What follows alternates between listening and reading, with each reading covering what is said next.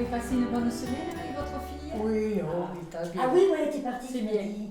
Et puis elle était partie à Lyon chez sa Je fille. viens de Lyon. Ah, d'accord. Là, ça vise plus à reposer la famille ou les proches. Alors on a défendu et on défend beaucoup dans ce collectif cette mobilisation contre la solitude des personnes âgées. On a besoin de bénévoles qui s'engagent dans cette relation.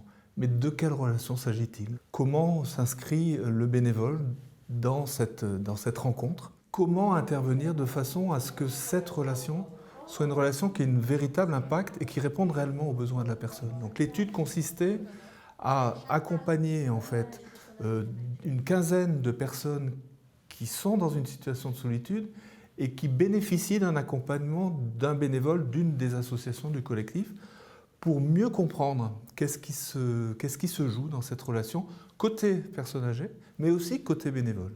Chaque fois qu'on sort d'une visite, on sent la personne avec un visage quand même tellement réjoui de notre passage et de notre... rien que ça, un sourire, pour moi, c'est ça. Merci, il n'en faut pas plus. J'ai besoin de cette proximité, de ce contact aussi, parce qu'on s'apporte tellement les uns les autres. Voilà.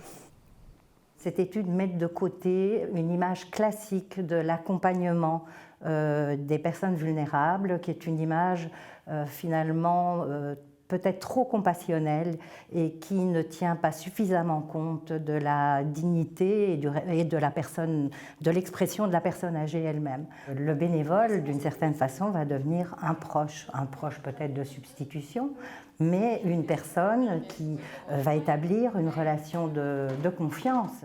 Donc ce bénévolat d'accompagnement est intéressant, il s'inscrit dans la durée et tout de suite il suppose la réciprocité, enfin assez vite il suppose la réciprocité, la création d'une relation de confiance entre le bénévole et la personne accompagnée. Et donc l'étude met bien en valeur cette reconnaissance de l'un et de l'autre et de l'un envers l'autre. Ce qui est intéressant dans le fait d'avoir fait cette étude dans le cadre d'un collectif, c'est que ça invite tout le monde à essayer de trouver des pratiques des pratiques associatives, avec nos bénévoles respectifs, des pratiques un peu cohérentes, convergentes, pour être mieux dans cette sensibilité autour de l'accompagnement, la réciprocité, la confiance, l'engagement dans la durée, pour devenir vraiment proche des personnes qu'on accompagne.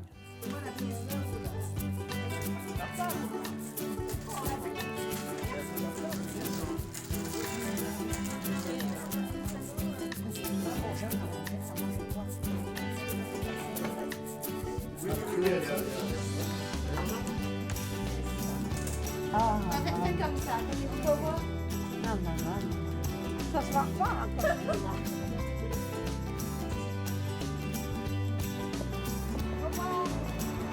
Alors, vas-y, rentre bien.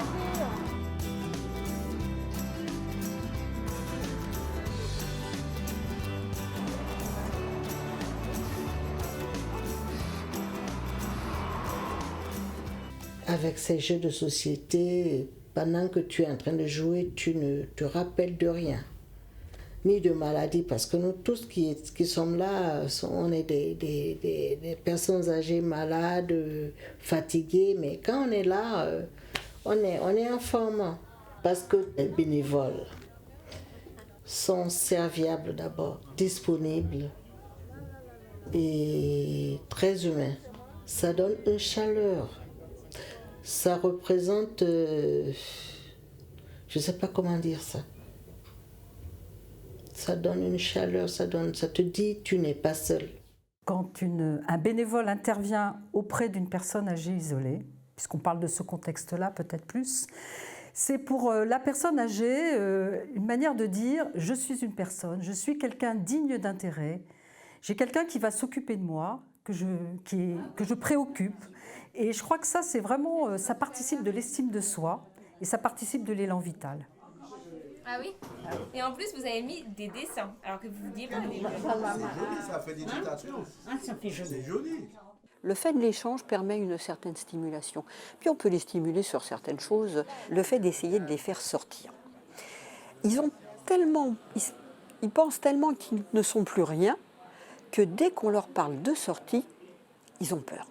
Ils ont peur de la rue, ils ont peur du contact. Et ça fait partie de notre rôle. Les amener petit à petit à ressortir, à reprendre contact. Et les amener à sortir de chez eux, à les amener par exemple au goûter du mardi après-midi, ça, c'est une satisfaction personnelle. Quand on a réussi ça, on a gagné quelque chose et on leur a redonné de la vie. Aujourd'hui, on est dans un service public, effectivement, qui marque des limites, c'est clair. Et je pense que la plus-value de nos associations, c'est aujourd'hui justement d'apporter ce plus-value d'humanité et de fraternité sur l'accompagnement des personnes vulnérables et en particulier des personnes âgées isolées. Je veux dire, c'est ça en tout cas notre challenge à nous.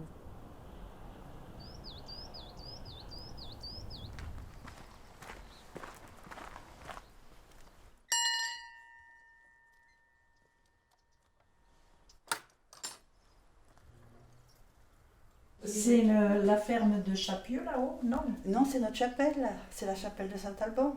Ah, c'est la chapelle de Saint-Alban. De Balduc. Ah. Quand je suis arrivée de la région parisienne, on ne parle pas avec les gens, ou très très peu. J'ai toujours eu l'impression de n'être qu'une pièce un peu rapportée, donc il fallait quelqu'un pour m'aider.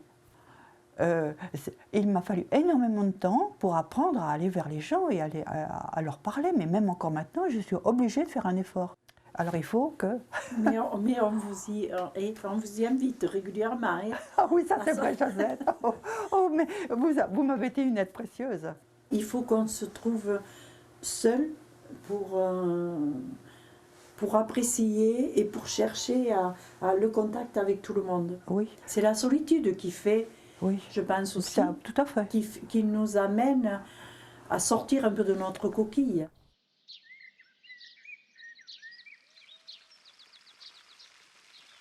Alors je pense qu'il y a des choses qui sont en train de bouger. Tout d'abord parce que je crois qu'on est en train de travailler en réseau, nous professionnels de santé. Et travailler en réseau, ça veut dire qu'aujourd'hui on partage plus nos pratiques, on travaille plus avec l'hôpital, avec la ville, avec la médecine de ville. Je pense qu'aujourd'hui, même la famille. Et je pense que cette question-là, du fait des bénévoles qui rentrent aussi dans l'accompagnement des personnes âgées isolées, ça renvoie qu'il faut qu'on construise en tout cas nos projets de soins pour une personne âgée, en considérant que les bénévoles peuvent être partie prenante.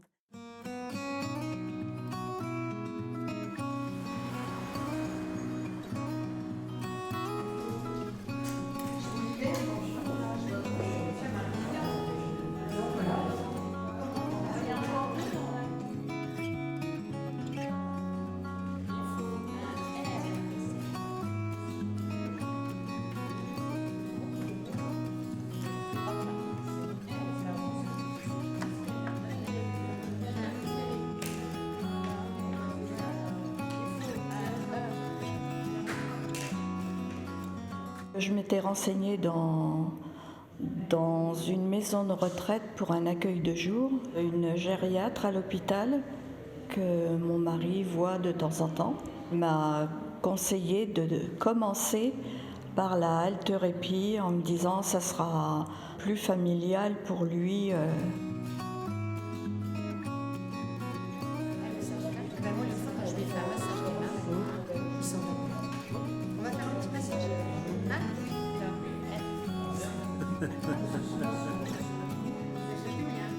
Quand on a connu des personnes qui souffraient de ce mal, on n'a pas envie d'en partir parce qu'on aurait tant aimé être soulagé quand on était aidant qu'on comprend que les aidants ont besoin de nous. Et c'est peut-être pour ça en fait que c'est ce que j'ai choisi.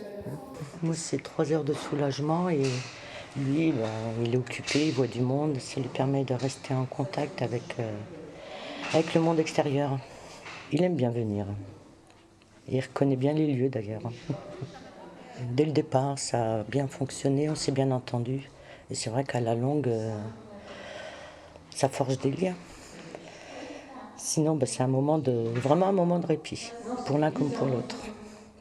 La société civile aussi, je crois, elle est partie prenante. Pourquoi elle est partie prenante? Parce qu'aujourd'hui, on est tous concernés par cette question-là. Un rapport a donc été produit sous la conduite de Jean-François Serre et une association nationale a été créée en janvier dernier avec effectivement un certain nombre d'associations et d'institutions et de partenaires fondateurs qui constituent aujourd'hui le conseil d'administration de Mona Lisa. Mona Lisa, mobilisation nationale pour les personnes âgées isolées. Je crois beaucoup à des systèmes de solidarité qui ne se limitent pas à payer des services professionnels pour apporter toute l'aide nécessaire aux personnes vulnérables, aux gens qui en ont besoin. Ce qu'on essaye de faire dans le cadre du bénévolat, d'accompagnement, pour justement créer des relations et faire en sorte que les aides, les appuis sont des questions de citoyenneté et pas simplement des questions de prestations. L'intérêt majeur de Mona Lisa, c'est de mobiliser les citoyens dans leur ensemble et pas uniquement les bénévoles. Ça, c'est une mobilisation beaucoup plus générale et qui replace chaque individu devant ses responsabilités. Et ça, c'est important. Voilà, regardez lui, après vous regardez moi. Dulce, venez s'il vous plaît. Ah mais vous allez rendre visite au monsieur aussi. Ah bah oui. Ah bah je ne savais pas. Voilà. Venez.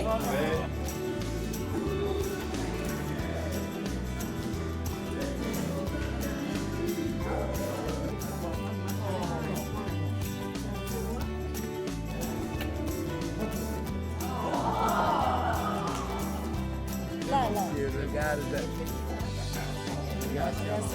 Ah, voilà.